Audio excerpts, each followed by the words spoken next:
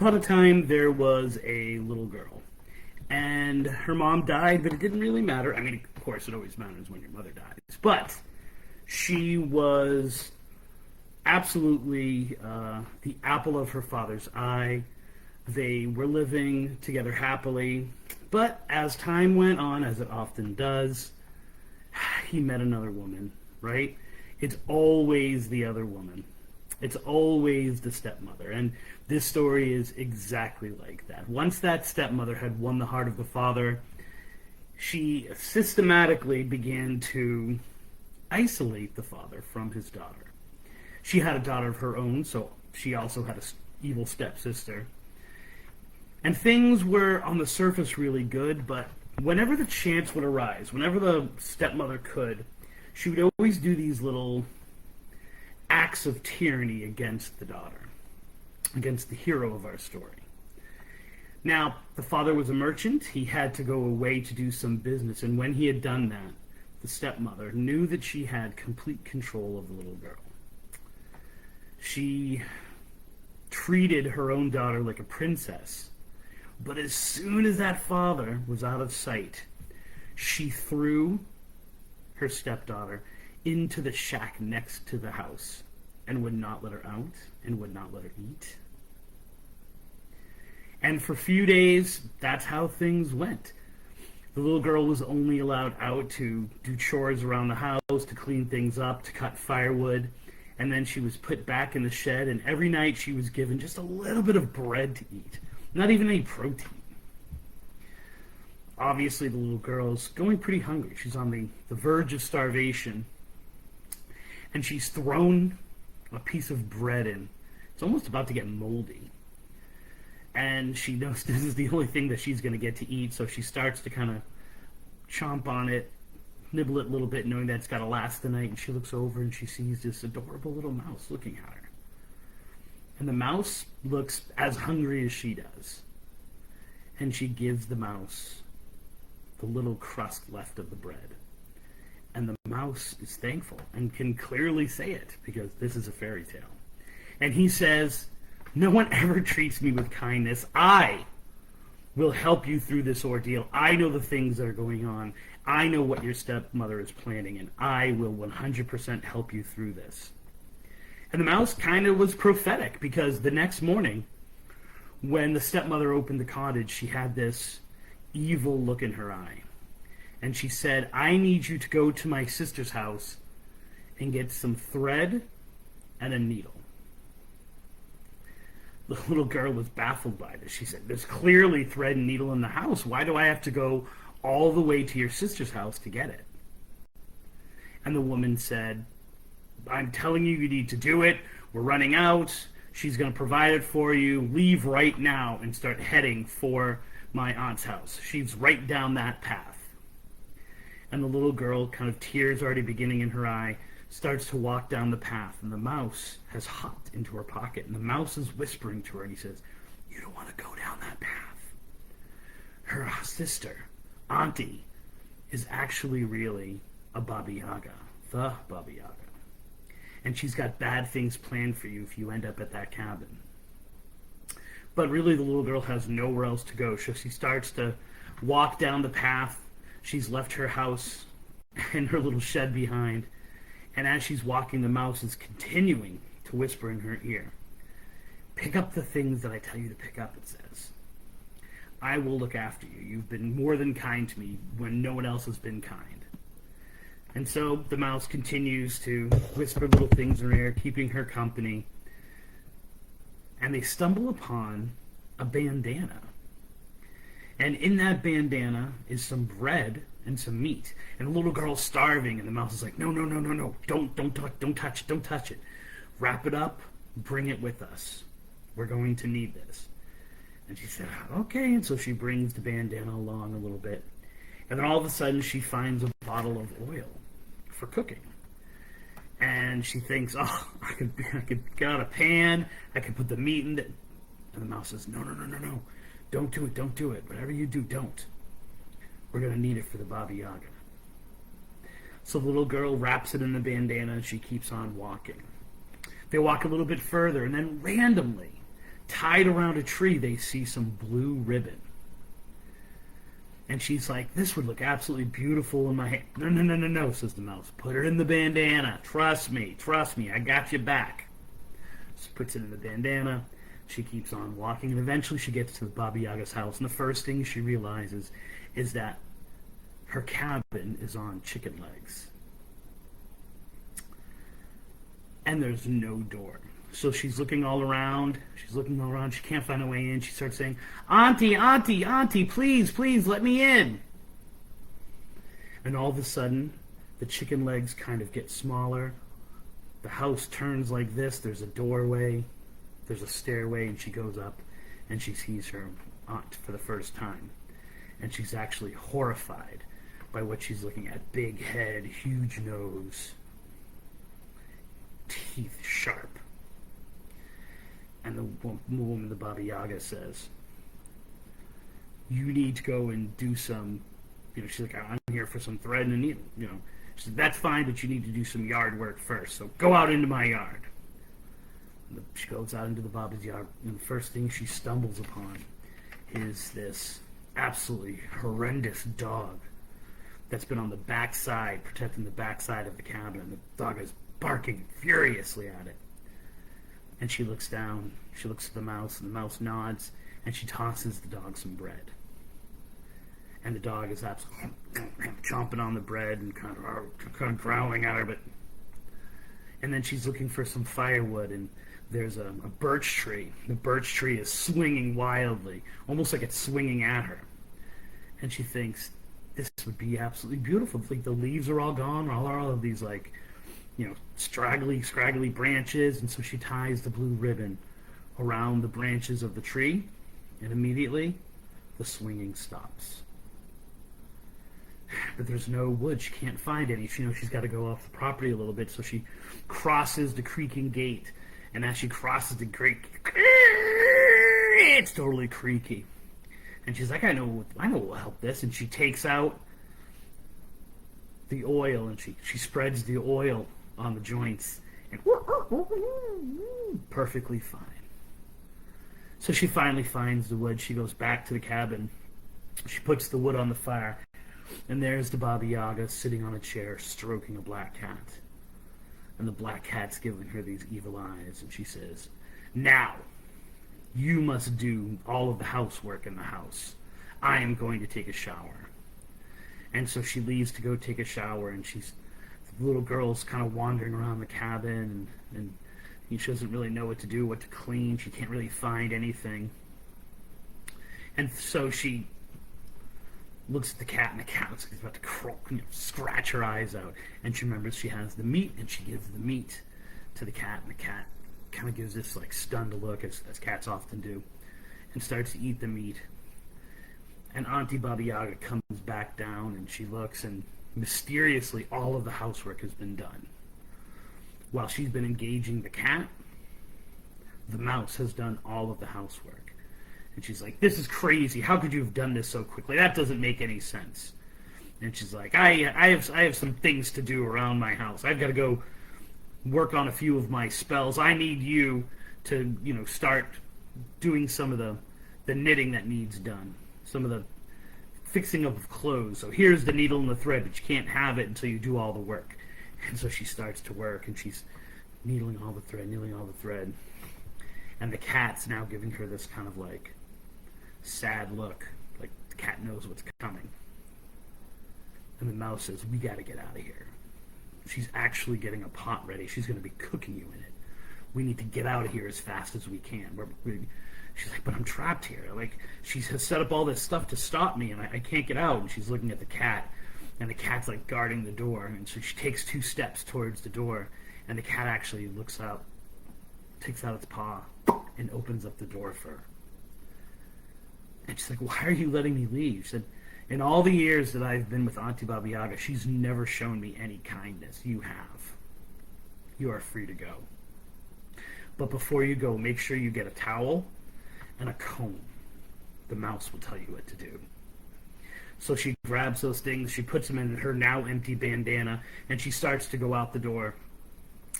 And she's trying to be quiet. She's trying not to raise any suspicion, but she knows she's got to get by the dog. And as she starts to go by the dog looks at her and, don't worry, girl, I got you. Doesn't say a word, and she's able to go, and she's able to sneak by the fence, which now isn't making a noise. And she's able to go right by the tree, which is not trying to attack her at all. She starts to run away. Now the Baba Yaga finished, right? She's got this great pot. She's got all of her vegetables. She's looking to get for the girl. You know, she's going to have herself an amazing dinner. She can't find her anywhere, and she looks at the cat. It's like, why didn't you scratch out her eyes? Because she showed me kindness.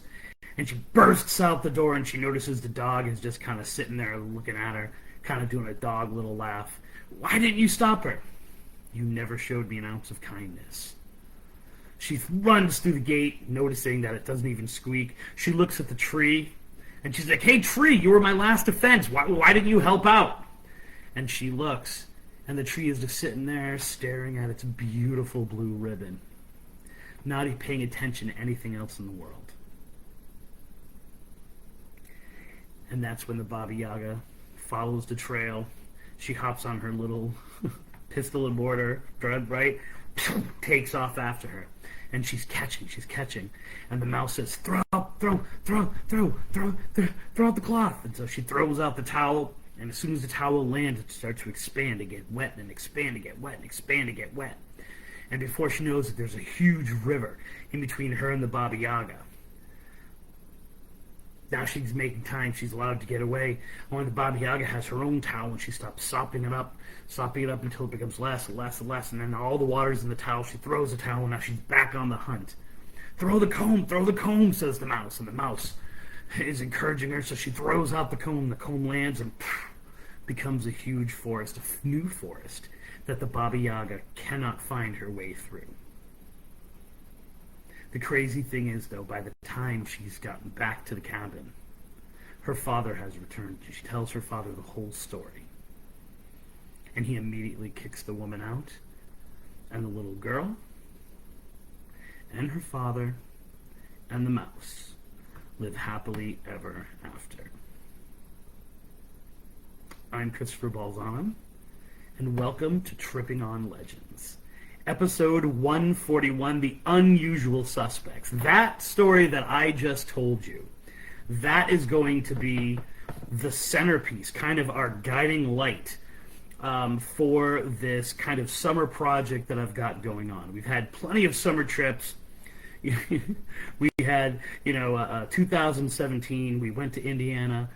2018, Tripping on Legends was able to get to the Ocala area.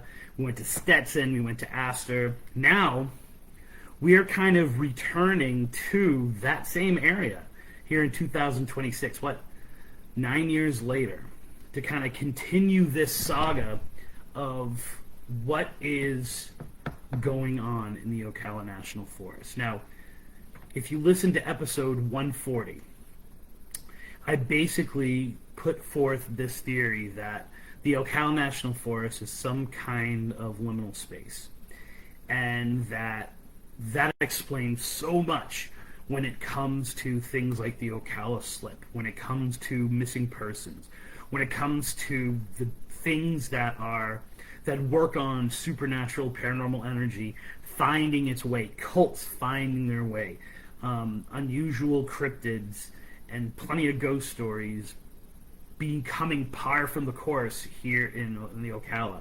The people of Ocala looking at each other and saying, well, that's just what happens when you live here. That kind of resolve or resolution that they have, that this is just the way that things are in this area. And the other kind of idea that I put forward with that was this whole idea that liminal space is being controlled or manipulated, attracted to, run by the Baba Yaga. And since I did that video, I've had a lot of people kind of come forward with different ideas and different theories, shooting it down, believing in it. This one idea that each of the cryptids, specifically cryptids that are targeted at men, are really kind of different variations of the 12 Angry Sisters or the 12 Angry Women. And if you don't know that story, you've got to listen to episode 140.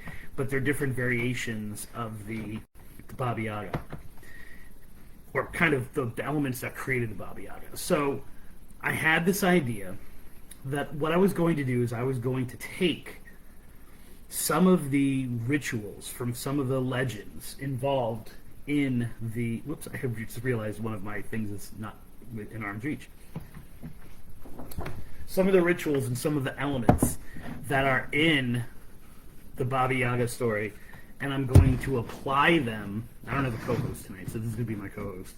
I'm going to apply them to the story, or to classic locations in and around the Ocala National Forest that I think, for some reason, have some kind of special connection to this story. And if you disagree with my decisions, if you think that there are other locations, you're more than welcome to, either leave a comment on one of our social medias. Facebook is facebook.com/trippingonlegends, spooky tripping on Instagram. Of course, you can just go to www.trippingonlegends.com, or even actually in the podcast apps that you have, you can make comments and they get back to me. If you think I'm crazy with these decisions, so legend tripping itself, and by extension, tripping on legend, is based on the idea that communities know that this stuff happens, and that they actively travel or go to these locations, do the rituals that are requested, that are kind of tried and true and have been shown to have some kind of activity triggered by it. And then they do it. So to me, it seemed perfectly normal to go to several of these locations that I've been to before and perform some kind of ritual involving the things that are mentioned in the story that I just told you, as well as some other legends throughout. And so I'm like, okay, what am I going to bring in? And I used this story that I told at the top to kind of act as an inspiration. And what I wanted to do is I wanted to look at what those things might mean. And so the very first thing that I'm bringing on the trip with me is needle and thread. So I actually had to buy needle and thread. I used to have needle and thread around the house. I think maybe my daughter has done something with it, but I'm not going to judge her. So I'm just going to say that I went out and bought this. Now, I was looking up what exactly does needle and thread mean, and I went through both folklore and then traditional witchcraft. So if you practice and some other meanings behind these things, feel free to comment or to get in touch with me about it. So the first thing is the needle and thread. Now, there are two things that are really important about the needle and thread as they have to do with the story. If you listen to episode 140, you heard me talk about the Baba Yaga and its connection to feminist folklore and this kind of like, role-playing and things like that. And I think that continues with the two things that the young girl is forced to do, right? She's forced to do housework inside the house. Then she's sent out to get needle and thread. And then once she gets to the Baba Yaga's house, she is forced to, once again, do housework and then to use the needle and thread herself until the Baba Yaga is satisfied she's done the work, and that's actually when she makes her escape. So I thought this would be an excellent thing to bring. So in each of these locations, like I'm going to set up like a little, ritualistic, altar kind of thing and put these things in it. Traditionally in folklore, needle and thread are associated with bad luck, especially with black thread. So I'm really I don't want bad luck. I already have it. If you know me, you know. But I want this idea of, I want to do kind of what would be the biggest thing. So you're going to notice oftentimes throughout this, I am going to refer to the color blue. Mainly because blue appears so much in the Russian and Jewish versions of this. So I'm probably going to do an entire kind of cross thing here. I can actually open it up. I've got blue and black thread. So I think it's very interesting. I'm gonna be using this now. Thread is this is kind of interesting. It said like you never lend a friend or a relative a needle, because if you do, you're likely to, their words, not mine, prick the friendship. So I'm not even going to talk about, friends with pricking benefits or anything like that, but I'm just going to say that, all right, that's kind of interesting. And it also spits into the idea of the story where the woman is literally saying to her, go to your aunt's house and get needle and thread, whereas the folklore of it tells you that that's not something that people would do, especially superstitious people would do, because you don't lend out needle and you don't lend out thread. I don't know what the idea is behind that. I know plenty of people who are involved with sewing, and there seems to be like a sewing community and like a respect and stuff like that they have, where they actually do give away their stuff freely. But I think in the story it might even act as a signal. Of course, the thread also is significant for this idea of that there's a long journey ahead, that she is going to have to travel like near and far to kind of accomplish what she needs to accomplish. Now, the next two things I don't have with me because I don't know where I'm going, and it's not like I'm going to get it right now. I'm going to get it on the road. And the first would be a chunk of meat, which you need for the cat, right? Now, that's an obvious thing. This chunk of meat, the cat is the familiar, literally winning over the familiar of the witch. Is really important in this story, right? You'll notice that in all of these, she wins because she is showing kindness to people who have never been shown kindness. And so they're kind of grateful for that. And so therefore, they let her escape. I'm thinking about what kind of meat I'm going to bring, and I think I'm definitely going to have to bring some beef jerky. Because I am going to, in theory, 5 different locations, so it's not like I'm going to like haul around Burger King or something, right? So I think the best idea to do is to make beef jerky specifically for this trip. Now, I am a huge, that beef jerky is a foundation of tripping on legends. Like, there's rarely a time we go out legend tripping where there's not jerky. And oftentimes it's a navigator's job during the legend trip to provide the beef jerky and make sure they can break open the seal and get the jerky to me. It's that crucial to what we do. So it seemed like a natural fit. I was thinking about what would be a really good thing to do would be to prepare the meat in some kind of, again, traditional Russian or traditional Jewish way. I just bought this beet horseradish, which is like the greatest thing I've ever had in my life. It was amazing. We had salmon for the first time the other night.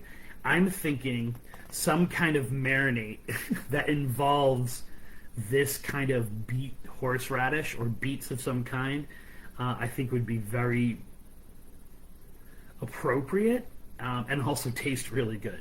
Although I guess in the store, I can't eat the beef jerky myself, but I am going to eat some of the beef jerky. I have to be involved. So that's kind of that. But I wasn't able to find too much about the meaning and folklore of meat because it was really specific to like different stories, different kinds of meat. It generally had a communal feel to it, but like a giving up and a using of the earth in a positive way. The next thing would be bread. So even given my gluten thing, you have to have bread to give to the dog. Now that's really interesting because I would have thought the dog would have wanted meat too, but I guess in this case the dog wanted bread. I guess you had to do something a little different, right? So I looked up all these different things, and I was able to find the Bordinsky sourdough rye. So this is a traditional and very ritualistic Russian sourdough rye bread. also known as Vdaska, Zakuska bread. It's interesting because its color and how dark it is supposed to be some kind of symbolism in culture of sorrow. So the darker the rye bread is, the more you are reflecting the actual sorrow that you're trying to kind of celebrate. It's really interesting because I found this in several different cultures' folklore. The idea that starter symbolizes family survival. And so traditionally, you're not supposed to just go out and buy bread for something like this. You would actually use your family's starter. So that's the yeast that kind of has the flavor, and you feed the yeast a little bit and you use it to make bread, and then you feed the yeast a little bit, and you can have, it can last generations. And so it's clearly, or it's a very clear symbol of the longevity of your family. The longer you can keep that starter yeast going, the more you can pass it off to generations, the stronger it is. It reminds me, because my family has never been big bakers. We've been big cooks, but never necessarily bread makers. We've always gotten the bread, right? That's more of an Italian thing, I think. But my grandfather they were in, no, I'm trying to think of what it is, Concord for years. And they moved into the house in Cambridge, which is the house that, I was born in. And he had a Rose of Sharon, so this Rose of Sharon plant. And as each person was leaving the house, so first my mother and my father, when they left that house, they brought a piece of the Rose of Sharon, they planted the Rose of Sharon, and that it was kind of growing like that. Then, when my sisters came of age, they both took the Rose of Sharon too. So I can understand, and all of them, as far as I know, all of them still have it growing in the different locations where they live. I found a whole bunch of really interesting urban legends and folklore specifically tied to bread. For example, you should never cut bread with a knife, as if you cut the bread because the baker has put their intent and their love into making it, you are cutting off their head. or you are cutting off their livelihood. I don't know what you're supposed to do then, because it seems that any way that are you eating the baker's head? Are you ripping the baker's head off if you rip the bread? So it didn't really necessarily, I didn't really understand it, but I got the idea, okay, you never should cut a piece of bread, you should always break it off.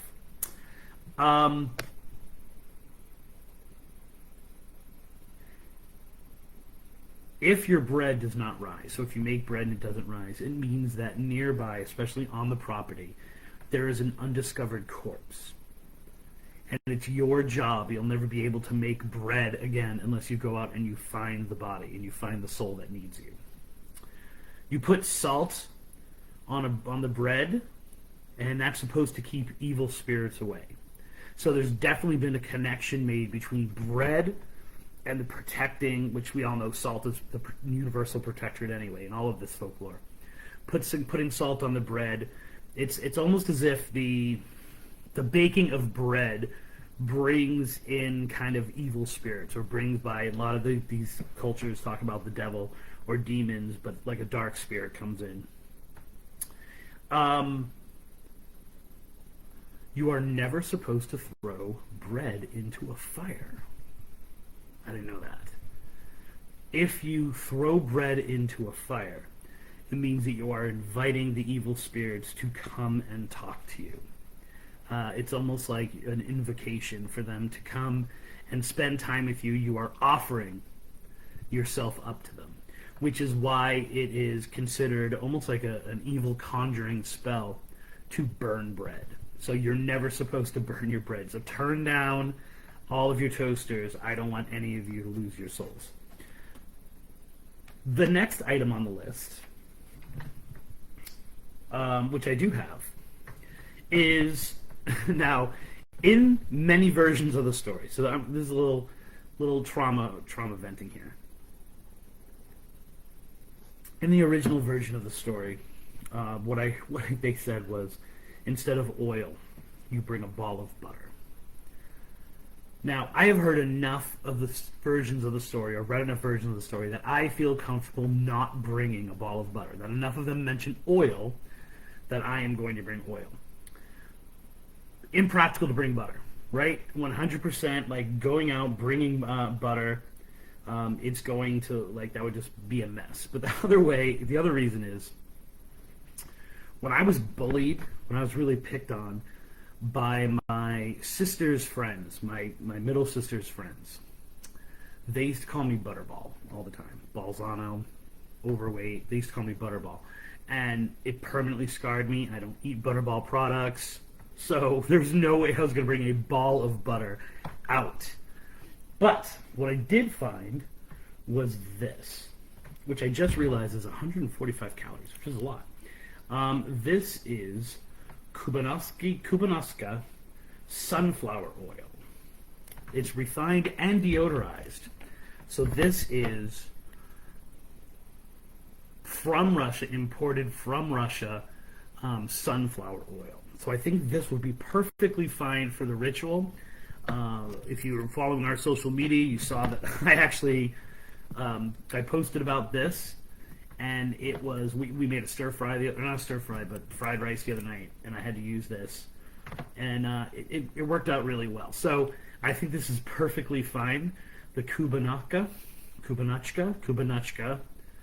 the best quality guaranteed. So if it's the best quality guaranteed, it's going to be the best trigger item guaranteed as well. What I did realize, so I'm going to make sure that I do this ahead of time, when I was trying to use it for cooking, it's extremely hard to open.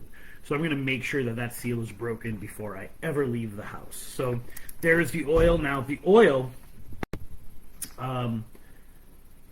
is both butter and oil. So it actually, their folklore is crisscrossed anyway. They both are symbols of protection and healing, which is interesting. And of course, the anointing, using oil for anointing, ritualistic ceremonies, as well as protection and things like that.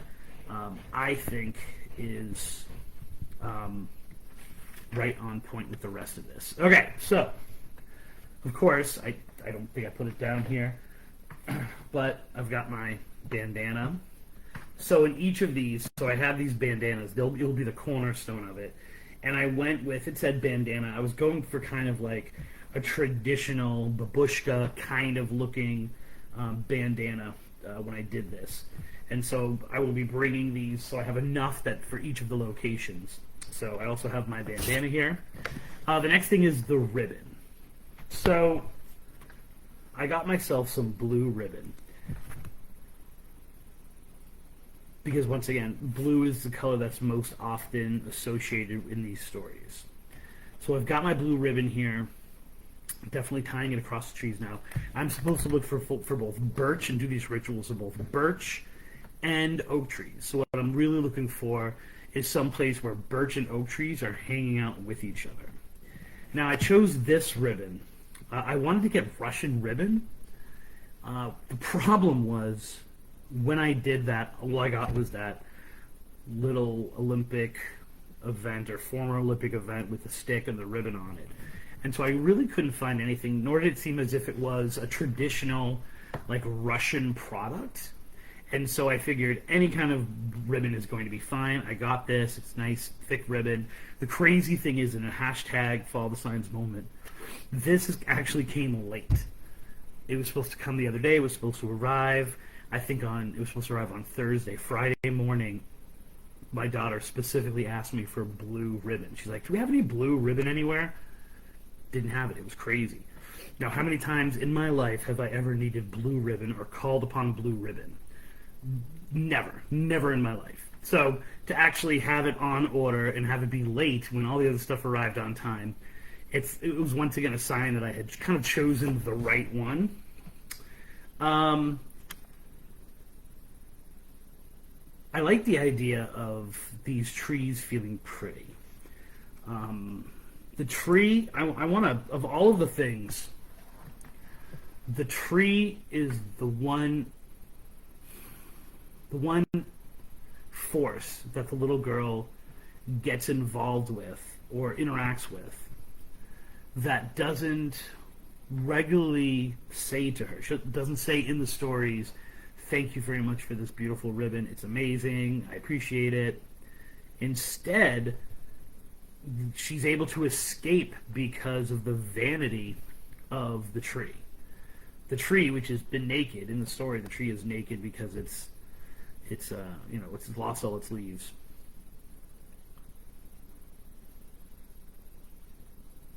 Is mesmerized, and that's the word that's often used, mesmerized, with its beauty with the ribbon, and therefore lets her go safely. So I thought that was really interesting. Ribbon, especially red ribbon, is said to protect girls from evil spirits, and that's specifically what it said, girls from evil spirits. That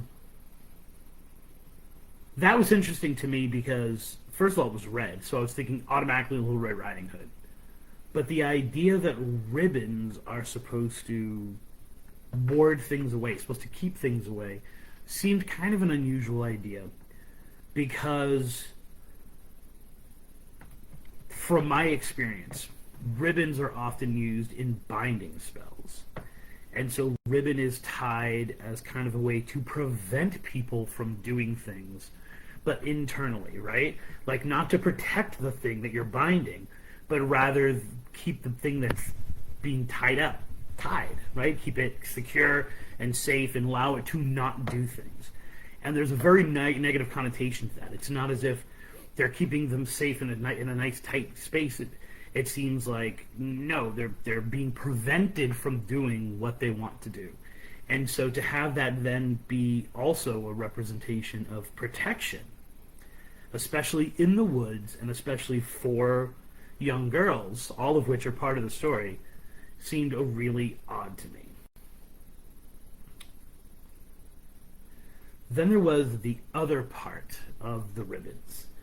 And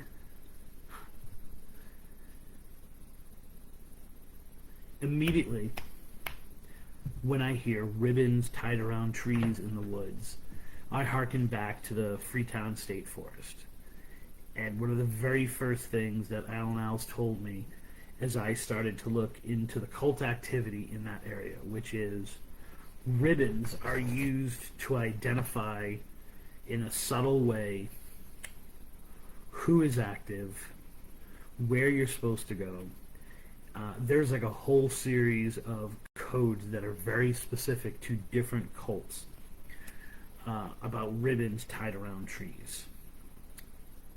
There are marks on the trees that tell you to go left, tell you to go right, things like that. But then there's also this idea that a ribbon tells you other messages, both the color of the ribbon, where it's tied onto the tree, where the knot is facing. You're supposed to use that as navigation that the outsider doesn't understand to get to where the cult is having its meeting, or the group is having its meeting. One of the things I noticed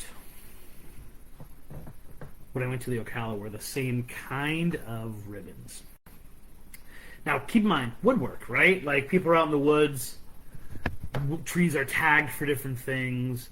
There's a very clear difference between the kinds of ribbon that I see in both of those locations and your average, ordinary, this tree, leave alone, this tree's, set for being cut down.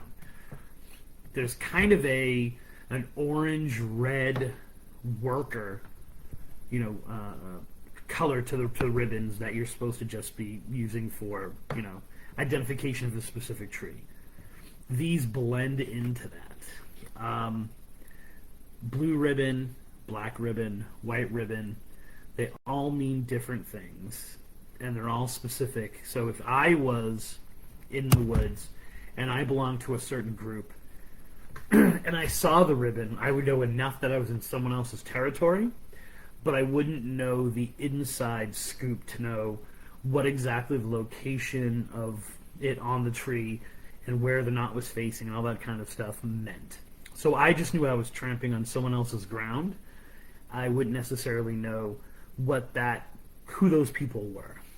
So I thought it was really interesting and definitely bringing the ribbon in as well. And then the last two things, I totally got towels. Once again, Pride Month, so I've got a whole bunch of different colors, towels and combs. Of which I wasn't able to find too much significance to the meaning behind towels and the meaning behind combs. Although I will say, I did get, these are high absorbency cloths. So whether I'm chasing after that little girl or trying to get away with the Baba Yaga, I got some really high quality things which are then going to clearly make it into my kitchen to be used. So then I kind of had my things. I guess the pistol and mortar is the one thing that I haven't gotten yet. And I feel like I should get one that's large enough that I can kind of put some of these items in it. But it's not like I'm going to buy ones for different locations. So I'm going to kind of have one, maybe collect them all in there, ask for the Baba Yaga. If someone's got a ceremony that they think would be perfect for this, let me know. And then I'm going to leave them in the bandana there, which means I'm totally going to freak the crap out of someone else going to that location and thinking that something ritualistic is going on, which I guess it is. Then it became, where am I going to go? And I gave myself a few different options. I put things out there.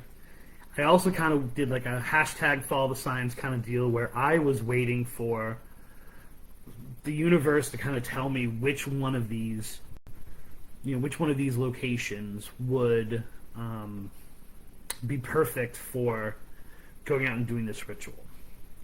I know I'm going to piss some people off because I am talking about the Ocala National Forest, and the locations that I chose, only 2 of them are in the Ocala National Forest proper.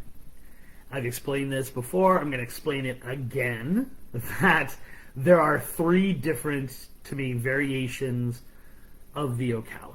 First, there is Ocala, and that is the town of Ocala. Then there is the Ocala National Forest, which is the Ocala National Forest. Now, my book technically is Ghosts of the, or Haunted Ocala National Forest, but that's not what the book is about. Then I have that entire area called the Ocala. So the Ocala is not only the forest, but is also locations all throughout and all in the surrounding areas. Places that the darkness and the weirdness and the things that are specific to that forest seem to drip into and loft into. So when I say it, I mean it in a much larger way or a much wider way than the people who are yelling at me online about, being an outsider and calling it the Ocala, and no one calls it the Ocala. It's a very specific definition. So the first place that automatically came to my mind, because this is happening kind of coinciding with me going to Sumter County and going to Hernando County and doing some research by day, that I have to go to Hog Island. That's kind of the number one place on the list, because that very specifically is the haunting, or the haunting there is attributed to a swamp witch. And there is almost a synonymous relationship between Baba Yaga and swamp witch. Oftentimes the phrases are swapped in between. In a Baba Yaga story, you might hear her referred to as the swamp witch. So I thought, we got to go to the swamp witch. We got to go to the original, the OG, looking into swamp witches. And of course, like I said, it coincides with me actually working on my book about the swamp witch on Hog Island. And so I was like, that's got to be number 1 on the list. If you don't know the story, it is episode 48 of Tripping on Legends. I'm giving y'all homework. So you guys have to go in and look at these episodes to kind of agree or disagree with me about these locations. It is the story of a witch who was executed in this area now known as Hog Island, originally known as Pemberton Ferry. And that witch continues to linger at that campsite. She is said to be responsible for a lot of the deaths in the Wulithakuchi River. She is also known to torment the campers at the campsite there, where she scratches on the tents and RVs. She pulls out, she puts out fires. She messes with the sanitation. She's heard cackling. She's seen wandering all around the paths. She may or may not be responsible for giving me a whole bunch of ticks both times that I've been there. But she's definitely said to be a force that is creeping that place out. If you follow me, if you know my work at all, you know that it's 100% not a swamp witch.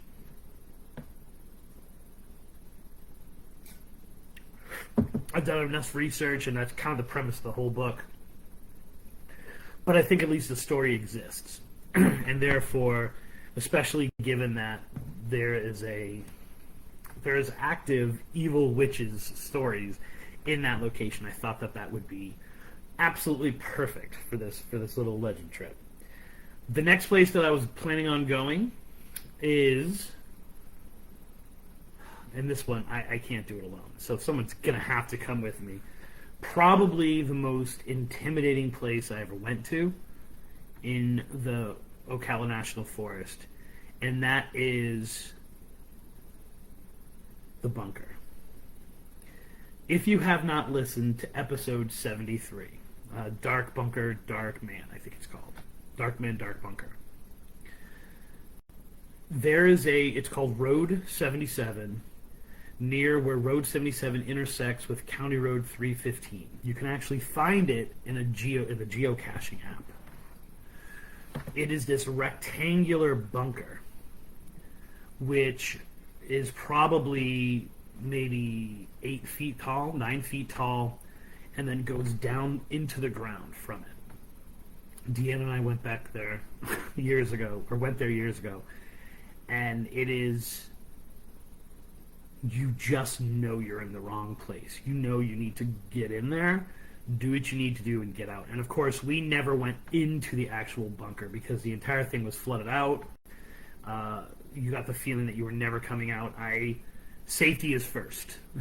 And not to mention the stories about the bunker all kind of take place in and around the bunker, never in the bunker. But it's near Rodnam Dam in Palatka. So it's definitely one of those places where it's like, all right, I'm hitting, kind of all the parts of the forest. Dark figures have been known to hang out there. Now, I kind of clash with some people I've been talking to lately about what shadow people are. Some people think shadow people have never been humans. I think that part of it's irrelevant. I know that the idea is every shadow person that I've ever encountered or heard stories about, they are watchers. They watch what's going on. Some people say they're feeding off the paranormal energy.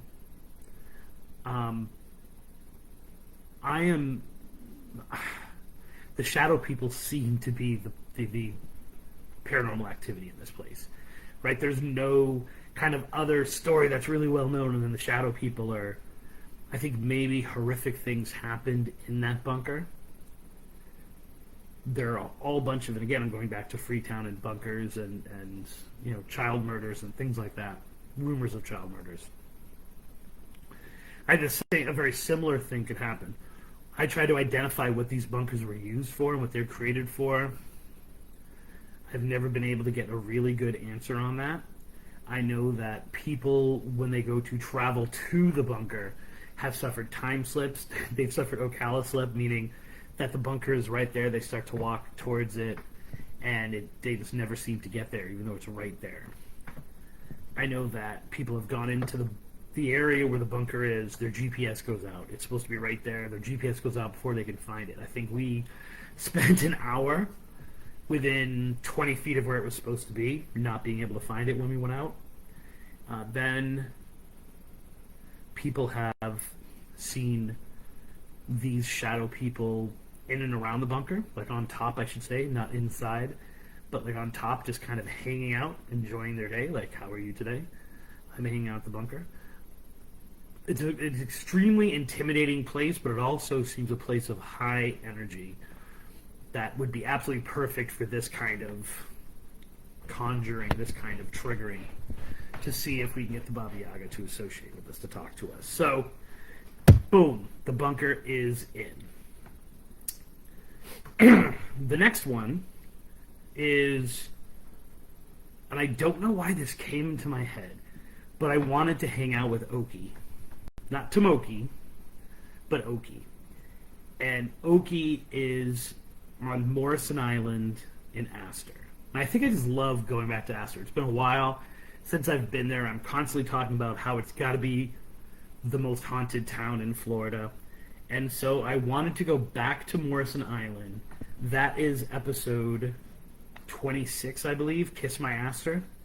And then, of course, we have, like, you know, going back to Astor or something like that. So there's another episode that's linked on that page as well. And I wanted to go to the Jungle Den only because it's the easiest way, because you can't get on Morrison Island. And you shouldn't get on Morrison Island. The lore goes that a Native American named Oki, who is the last of his tribe, traveled down to Astor, set up base in there, and continues to guard it. And the first people who went in, like the actual surveyor records of the people who went in, would hear this absolutely horrific hawk, like, scream, and then their people would never come out. And in the centuries that have followed, people find on the outskirts of Morrison Island, in like the swampy areas, like where the sand is, a very specific footprint, which is 4 toes on each foot, because Oki, who I never can say his full name, got his toes bitten off by an alligator. And so he walks around with these. Now, very first time we went to Astor, I saw this. I saw Oki. I saw whoever is said to protect. At about 10:15 at night, he comes out. He walks to the edge of the water. He looks around. He walks around a little bit, like makes a little bit of a circle, and then either returns or disappears. If you listen to that episode, you'll hear my full description. But that night, after we did a few other things, and it was probably because, you know, it doesn't say whether it's daylight savings time or not, we went out there. It was a little bit late at night, so it was probably closer to 11, and I clearly saw this, like, stiff-backed person floating down from the middle of the island to the edge of the island, hit the water with minimal splash, but definitely a splash, and then for a while we could just see him in his head floating around in the water before he dissolved away.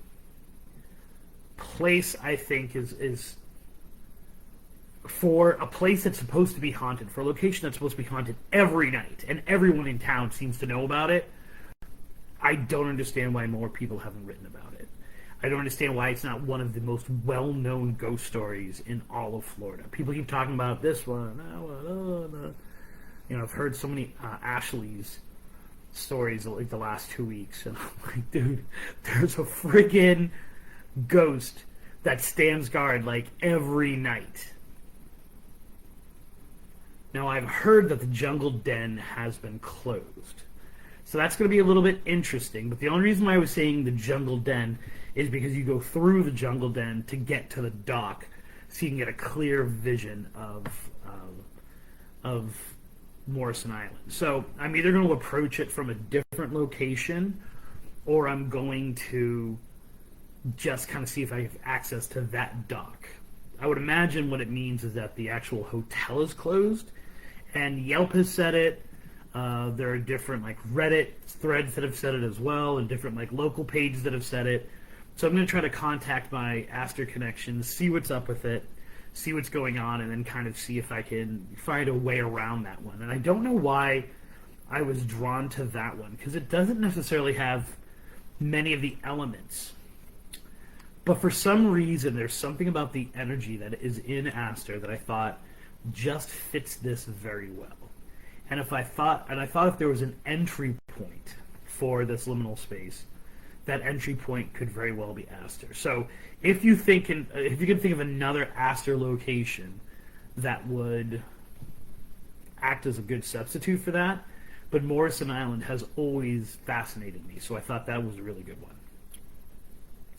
The next one, and this is the one that I think I'll catch the most crap for, would be the Ormond Beach Witch, which is episode 129. Ormond Beach has got to be one of my favorite haunted locations. For a while, I was going to be working on a book just about Ormond Beach in that area, kind of talking about the weird history and also the ghost stories and ghostly legends. Just so much there. Not to mention the fact that I am almost out of my Tomoki hot sauce, so I totally need to go to that area to get more hot sauce.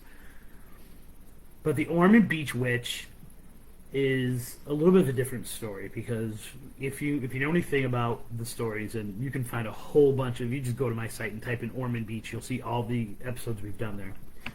There's this one place called Bulow Creek State Park. And if we are talking about both birch trees and oak trees, that is the oak tree to hit up, because there you have the Fairchild Oak, which we recently went to. Just a few episodes we revisited it. The place just keeps drawing me back for some reason. But Bulow Creek State Park and the Fairchild Oak are definitely places of high energy.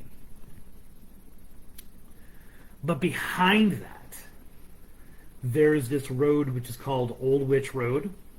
It's not actually called Old Witch Road or Witch Road or the Witch's Loop, but that's what the locals call it. It's this. Now, it said 20 miles. I don't think it's 20 miles all the way around it, because Deanna and I went there, and we spent probably 2 hours trying to search for what is the location. And we were literally taking people's posts and going word by word, watching videos to see where they had gone in, and we finally found what was known as the Witching Wall, or the Witch's Wall. And it was one of the classic tripping on legends moments, because we were so ridiculously unimpressed. There were stairs, right? It was maybe kind of clear that there once kind of maybe had been a wall there, but we're talking for generations people had gone to this wall, gone missing, got camped out in the woods, hung out in the woods near it, and like they would hear screaming. They would see these dark figures in it. They would touch the wall, and if you touched the wall, if you didn't say an Our Father after you left, you would die within a week. Like all of this crazy stuff that was associated with this witch's wall. And we went there, and it was like there were a few bricks stuck in the woods, half submerged in the sand or the dirt. Like, this is it. There's some really funny videos about our reaction to it, and yet again, it's a story that has continued to be told, and even people who have never been out there, I would imagine most people who tell the story have not actually been out there. They're just retelling stories that they've told. I'm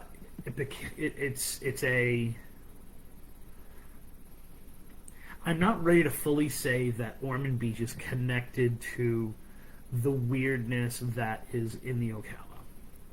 It's kind of far away from it. But what I'm kind of creating is this net in all of these different locations. So obviously that location, there's a story of a witch. It's got the oak tree. I know definitely there are some people in Ormond Beach that I want to reconnect with and kind of go on this legend trip with, and so I think it would be really interesting to go back up there. I need my hot sauce, so I thought that would be a really good good part of the story. So loop that one in. The last one, almost immediately when I started and I was thinking about which locations I would go to.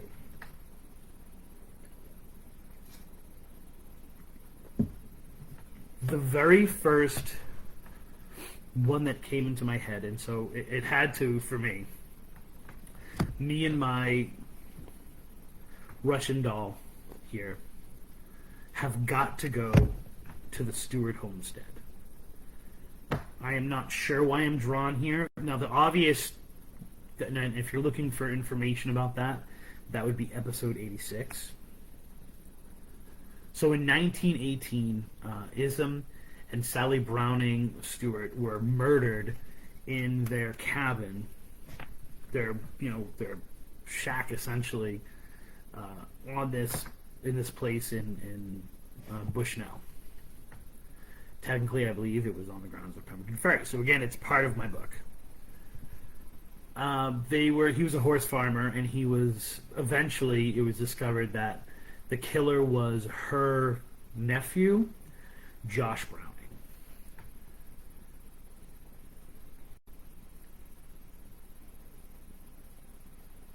Everyone says that the location is haunted. Now, I'm first drawn into the story, or the story for this specific adventure, the specific legend trip or series of legend trips, because I think it's a wood cabin, right? It's a wood structure, so it very much feels like a Baba Yaga kind of. There's no chicken legs, but I feel as if it physically maybe fits the description of what we're talking about here. But the other part of it is, everyone says that it's haunted, but nobody has any solid stories. It's probably one of the hardest places I've ever had to look into and track the legend down of, because all of the stories about it seem to be not like friend of a friend, like, oh, my uncle told me this happened, or I was talking to these people. Those stories do exist there. But even people who have had first-hand experience, they don't seem to remember what happened to them. And that is baffling to me. I've talked about this. No one else seems to follow up on this. No one else seems to almost like not believe me on this. I don't know. But people have a hard time telling where they are in the Ocala, and they forget things a lot.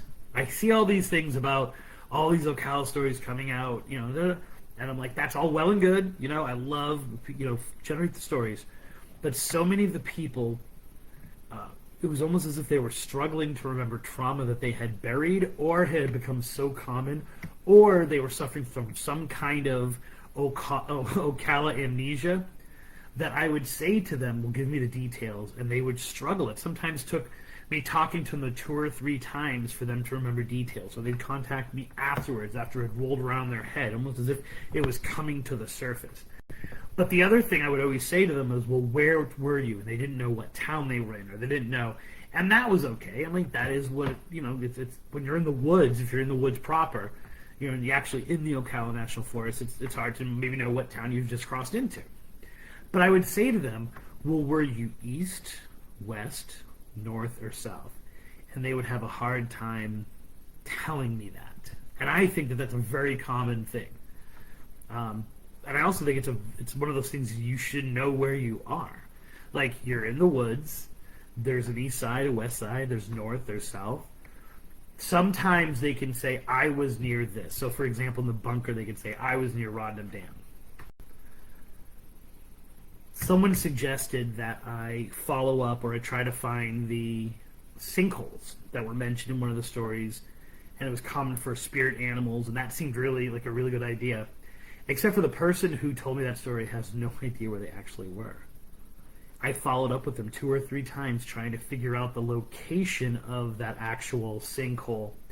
And I don't think the person is a liar. I think, well, are you on? I think maybe they're on the east, They said maybe near the Yearling Trail. Like, those are the kinds of details you get. But people also, that translates also to, everyone says that the Stewarts homestead is haunted. And when you ask them how, they kind of just shake their heads. And they say, and it eventually boils down to, I don't know, I had some weird things happen, or I get a bad feeling about it. Even in the 1970s, Florida Herald, there was a man by the name of Roy Brunson, and he and his wife were interviewed because they had taken over the Stewart homestead. They're actually the ones who tore down the house that did exist. So what you see there is actually not the Stewart's old house, but it's actually the old Brunson house. And they would not stay there. They were from Indiana. They would not stay there because, to quote her, there were just too many haints. And she used the word haint, which I absolutely love. So I've got to make sure that I bring to that location kind of my haint blue towel and my haint blue comb, so that, you know, save those for that area. But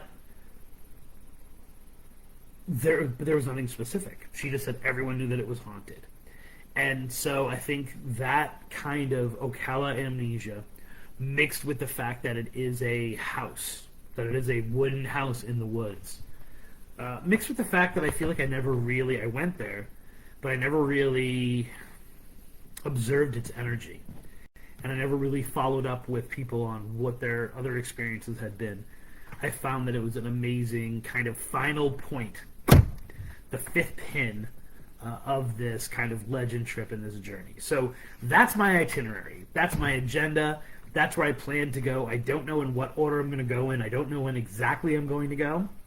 I'm hoping between everything that I'm doing with True Tours and the history and haunted history tours here in Fort Myers that I'm doing, things are pretty much tied up. Now I've got a whole bunch of other gigs that are coming up that are really cool. And so I'm going to create an interesting hashtag, and I'm going to take you guys along on this journey with me. I'm going to take her with me. I'm going to see if I can get a good legend tripper for some of these. I know a few, good, tripping on legends, Ocala people that I can tap for this. And so if you want to find out where all of this leads, and if you want to follow the journey to these 5 locations with all of these items and my oil, make sure that you follow us at trippingonlegends.com, not to mention facebook.com/trippingonlegends. On TikTok, we are just Tripping on Legends, and then, of course, Spooky Tripping on Instagram. And if you are not following us on wherever you're listening to this, if you're not listening to it live, you're listening to it on a podcast, make sure you hit the follow and subscribe button so you can kind of get all of these episodes. I've got 3 legend trips that are coming up, at least episodes that are coming up, bang, bang, bang, that I'm going to be talking about. So I want to make sure that you guys are catching everything that you possibly can. So make sure that you're following us, make sure that you're looking into what we're doing, and then getting on this journey with us for these different locations as well as the other ones we've got going on all throughout the state of Florida and hopefully beyond. Hint, hint. And so, for Christopher Balzano and his Russian doll, here's hoping that all of your trips